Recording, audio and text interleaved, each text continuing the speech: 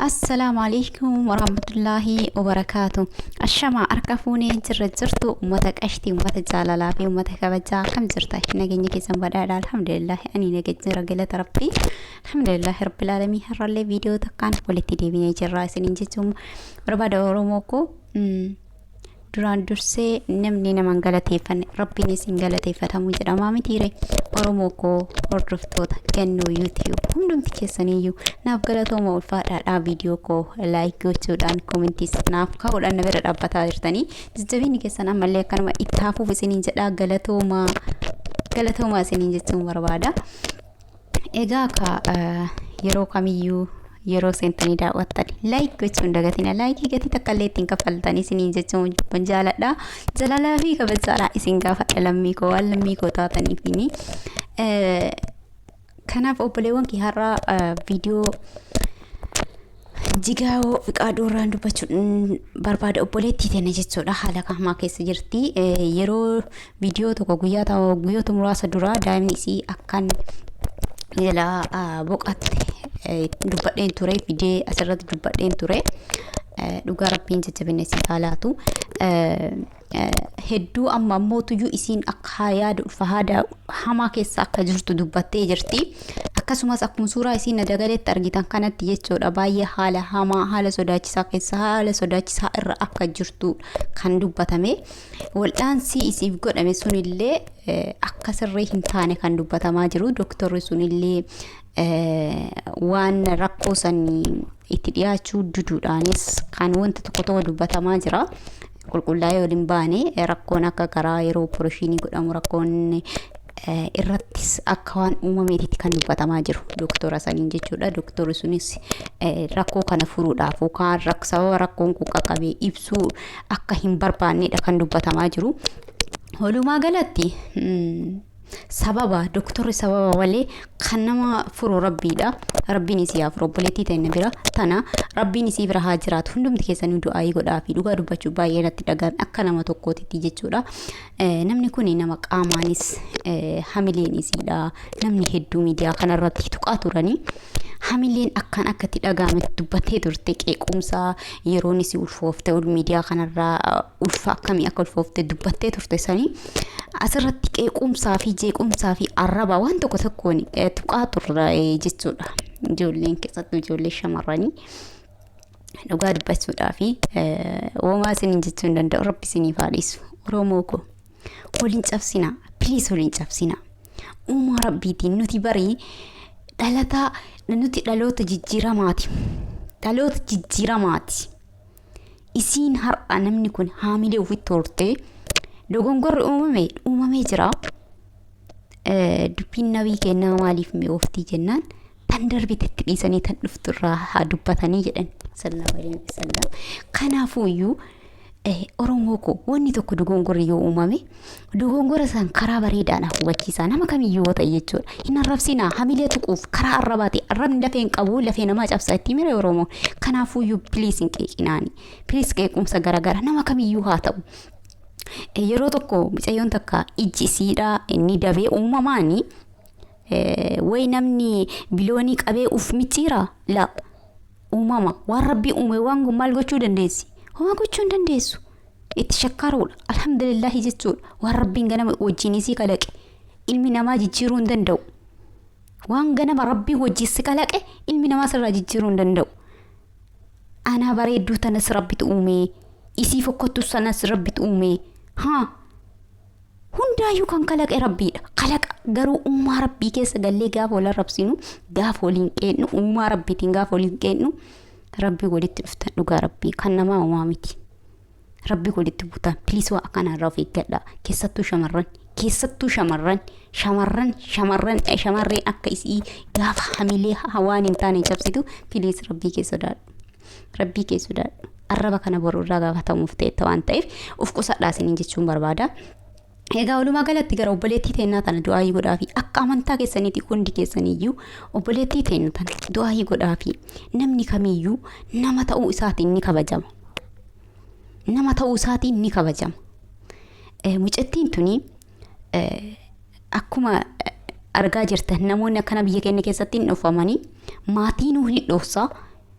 mana keessatti maal jennee gabbaasna miira addaatu itti dhagahama jechuudha biyya keenya keessa beekama dhaquu xiqqoo amma jijjiiramni dhufee amma xiqqoo gadi baasuu eegalaaran malee amma mul'achuu eegalaaran malee warri amma mul'ate kunis warroota baanii mana keessa turedha.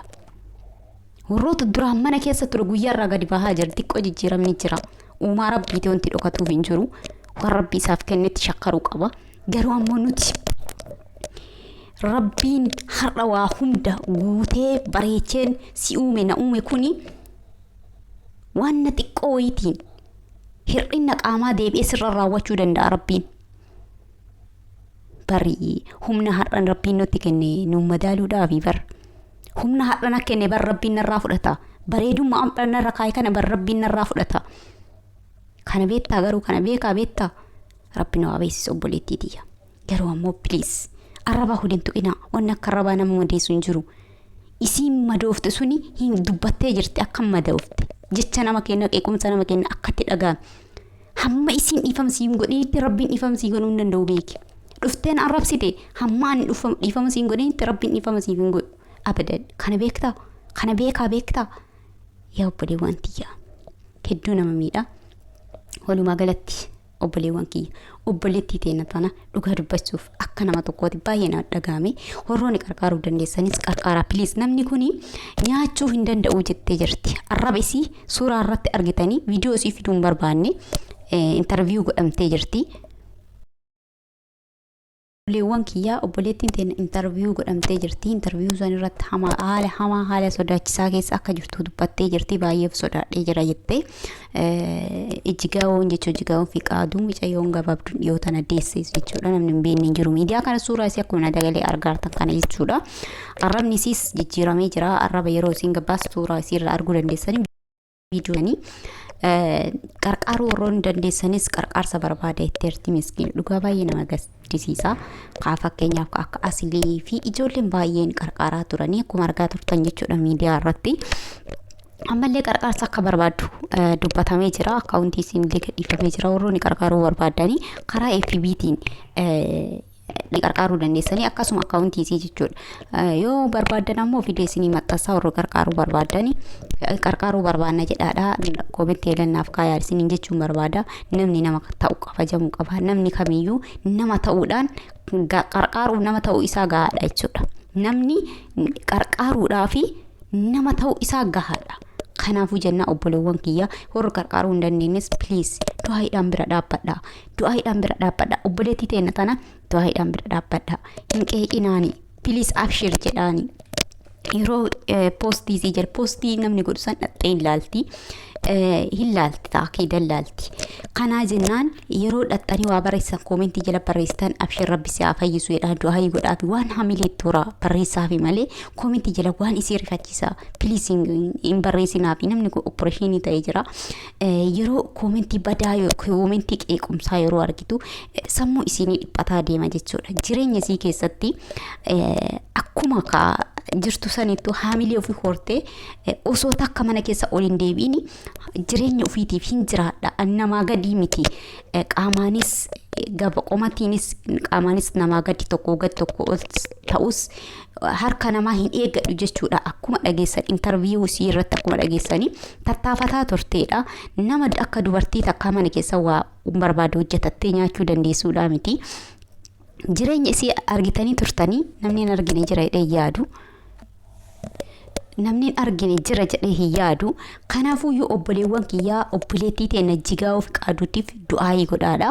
Du'aayiin bira dhaabbadha isin jechuun barbaada. Du'aayiidhaan bira dhaabbadha please obboleettii teena bira dhaabbadha du'aayii godhaafi yoo dandeessan qarqaaraa yoo hin dandeenye ammootuyyuu jecha babbareedoo haamilee si tooraa jedhaan gatii ittiin kaffaltanii haamileen tuqinaanii qara akkas taatiin jedhinaanii please waan dogongorru wanna ta'e ammoo ta'ee jira isin deebi'u sanirraa isin waa baay'ee baratti irraa jechuudha. Namni dogongorre namaa miti ilma namaa ta'e namni dogongorre hin jiru. Aniin tunis ni dogongora atiin tunis ni dogongorta. Dogongorri isiitiif ammootuyyuu kan gaafatu rabbiidha. Obboleewwan kiyya garuu yoo akka gorsaatitti wanna babbareedu barreessaa fi please haamilee tooraanii jajjabeessaanii bira dhaabbadha. Dandeessurraa qarqaari.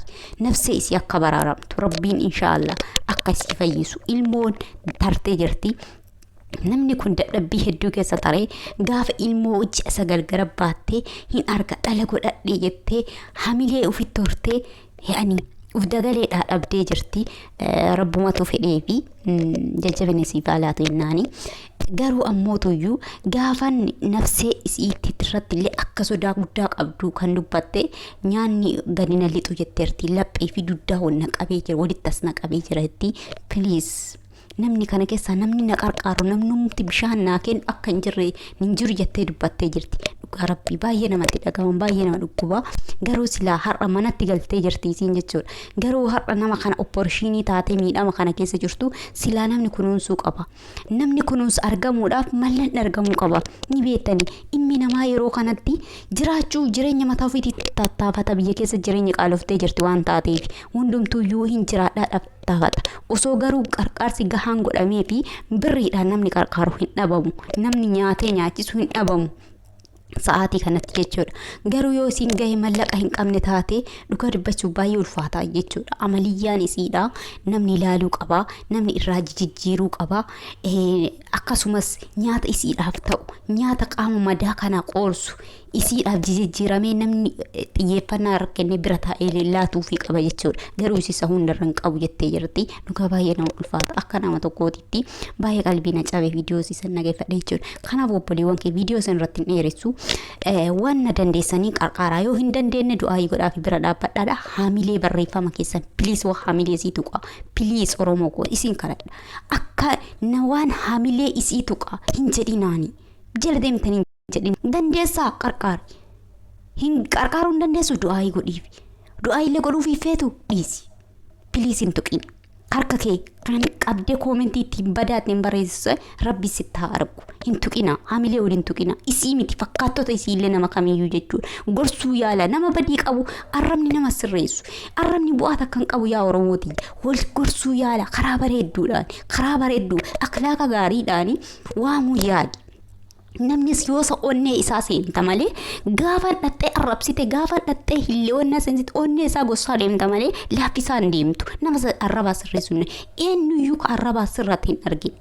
Ulee fi arrabni nama kamiyyuu nama sirreessu waa badii irraa deebisu hin argine. Garuu ammoo akhlaaqa bareedduu, jecha bareedduu, haasaa bareedduu, haasaa onnee sii buutu, haasaa akka dhaabbattee of ilaaltu taasisu waan babbareedduu barreessaa fi hamileetti horaasiniin jechuun barbaadaa sin jaaladhaa sin kabajaa viidiyoo sanarratti dheeressu hamma viidiyoo biraatiin walitti deebinutti turtii gaarii garuu obboleettii ta'e tanaaf please du'aa kadhaa. Akkuma amantaa keessanitti hundi keessanuu du'aa kadhaa isiniin jechuu barbaadaa. Oromoo koo sin jaaladhaa sin kabajaa. Yoo dogongorri jiraateef koomiin jiraata koomentii yaala naaf barreessaa na hubachiisaa isiniin jechuu barbaadaa. Hamma viidiyoo biraatiin walitti deebinutti assalaamu alaykum warahmatullaahi wabarakaatu.